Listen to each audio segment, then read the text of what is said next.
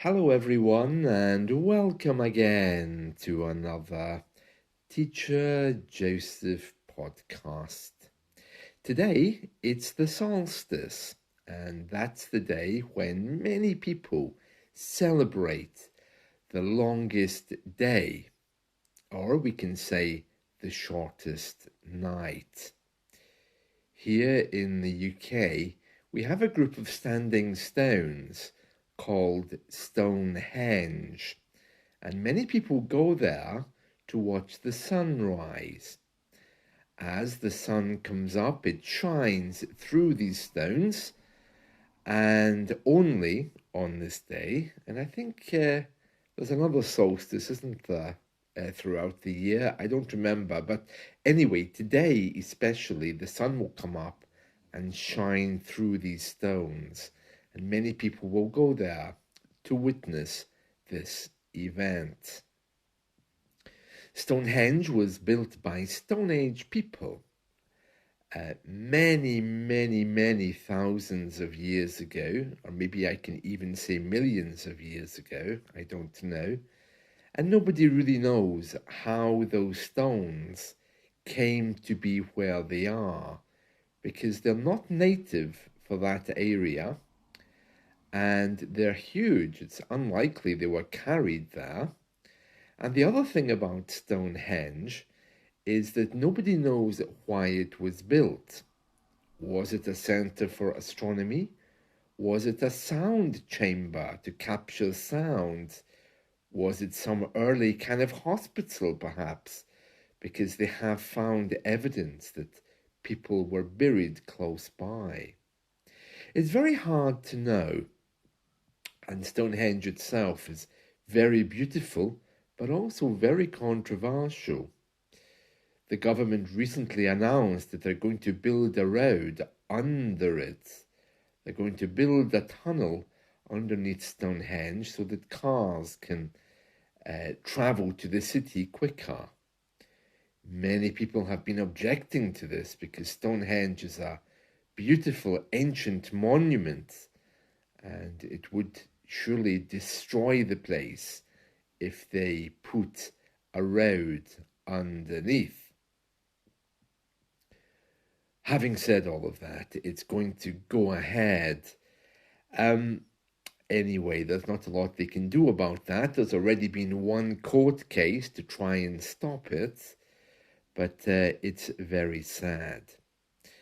We're going to read through a news story today from The Independent, which is entitled "Thousands Flock to Stonehenge to Celebrate the Summer Solstice." Now, just so that you know, the word flock is a word that we use when people gather together. The word is also used to describe a group of sheep, a flock of sheep. A group of birds flying in the sky, a flock of birds. So when people flock somewhere, it means they go together, like a group of birds or a group of sheep do. So let's read this story from today's Independent. Thousands of people have greeted the sun with cheers as it rose over Stonehenge for the summer solstice. Let me just repeat that last word there, solstice, summer solstice.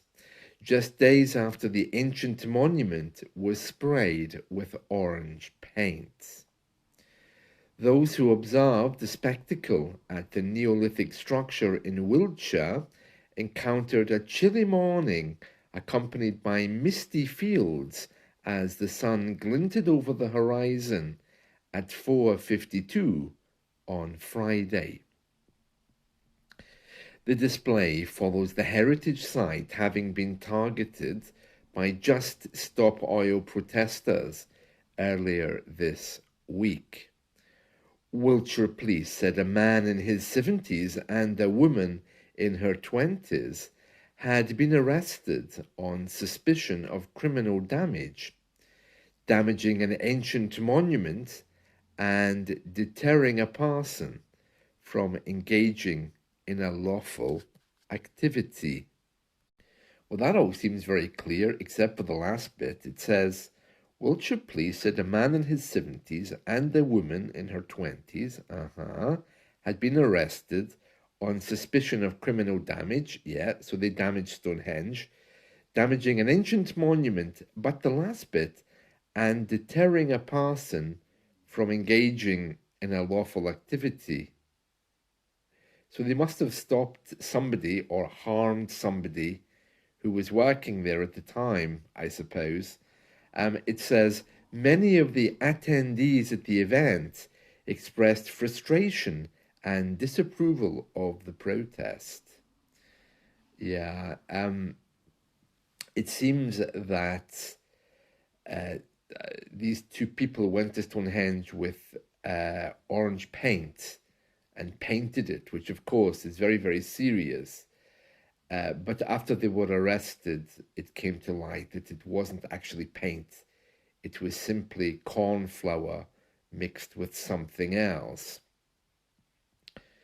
And it says here, Sally Ann Spence, an archaeology enthusiast who dressed up as a shaman, said the solstice is incredibly important. Oh yeah, you know, the solstice on this day, it always attracts the strangest of people. I mean, really, you have everyone there from people who are lawfully and beautifully practicing pagan religion. There's this woman here who's dressed as a shaman, but I think shamans, it says here, predate Stonehenge. So it's something older than Stonehenge, people trying to communicate with animals. And yeah, there'll be others who are either on drugs or drinking alcohol or trying to have a party. But getting into Stonehenge, you know, you get your bag searched. It's like going through airport security on this particular day.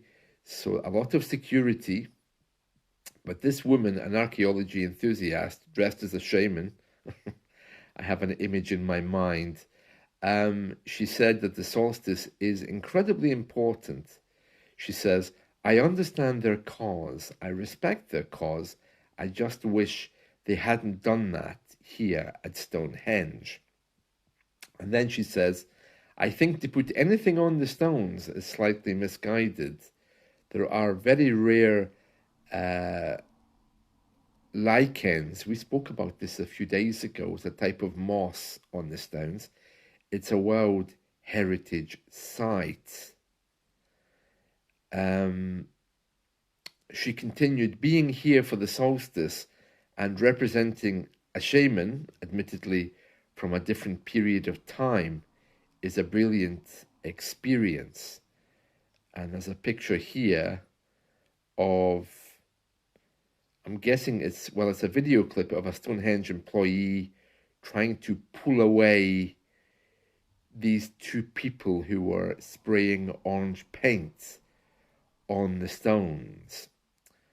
And yeah, very powerful clip there. I'm guessing that's the one they were stopping doing her legal or lawful activity. It's a bit of a strange way to say it, but anyway, this woman, the shaman, she says, it's exciting, it's very busy at the moment, and I'm loving it because I'm using it as a chance to talk to people about archaeology. So she's obviously wandering around dressed as a shaman. Laura DeBain, who was attending the solstice at Stonehenge for the 5th time, she said spraying the monument was awful. She says it's sacred ground. Stonehenge is a monument built on the alignment of the midsummer sunrise and the midwinter sunsets. On the summer solstice, the sun rises behind what they call the heel stone. Heel is the part at the back of your foot. So at the back of any big thing, you can call it the heel. The ancient entrance to the stone circle, the heel stone, and rays of sunlight are channeled into the center of the monument.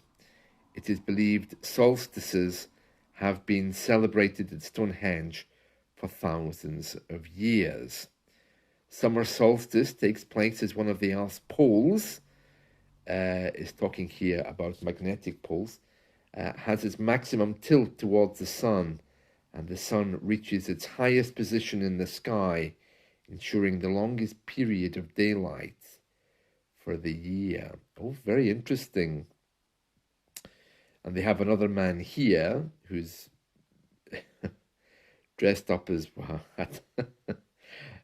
like he, should be in Game of Thrones, maybe. And also another picture here, the full moon has risen above Stonehenge, and on a very clear day, it's beautiful. Yeah, so today is also a full moon. So if you're interested in astrology, and this being a solstice, it's indeed a very special and lucky day. And as Britain once again moves away from religion, the solstice and paganism rises to be one of the most important festivals of the year.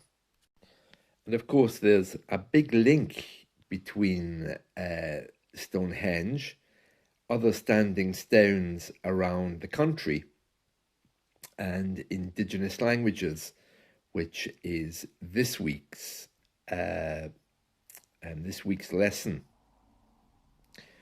The reason why it's like that is because here in the UK, Stonehenge is very famous. We know it's Stone Age, and it was probably there even before languages were properly developed, I would guess.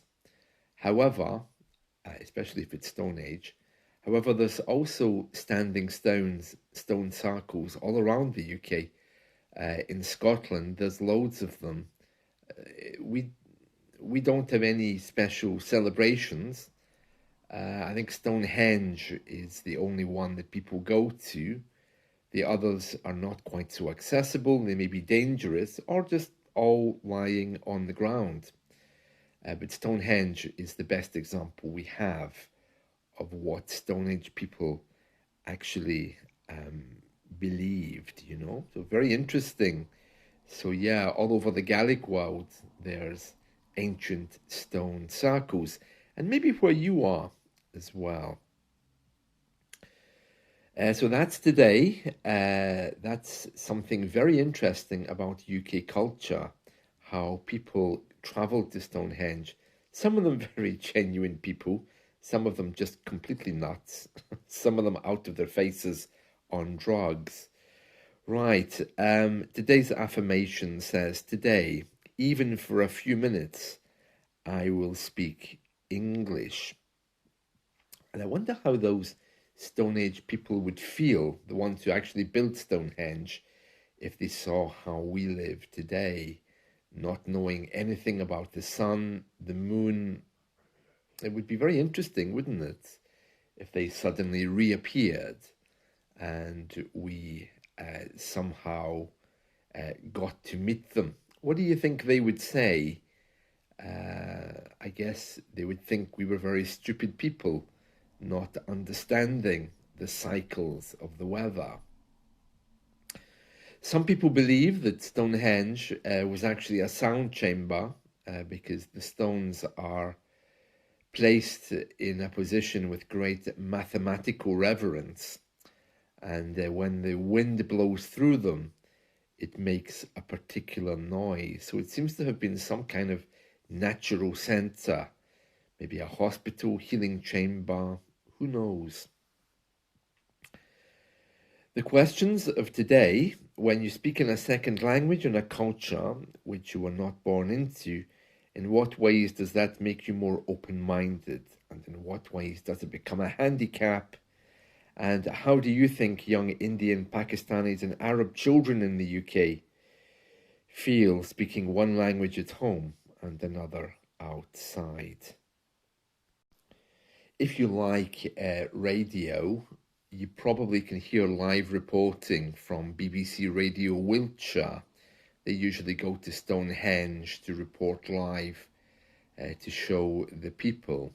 and the BBC often is around. So this would be one of our biggest, um, not festivals exactly, but one of the most important days of the year for people who seriously worship nature or who are interested in that. It's also just a day to dress up and have a party to respect nature. So, very important. So, if you are celebrating solstice in your country today or in your region this weekend, yeah, it's just a nice day to remember the beauty and love that nature gives us. That's it from me today. I hope you've enjoyed this. Let's talk again soon. See you. Bye.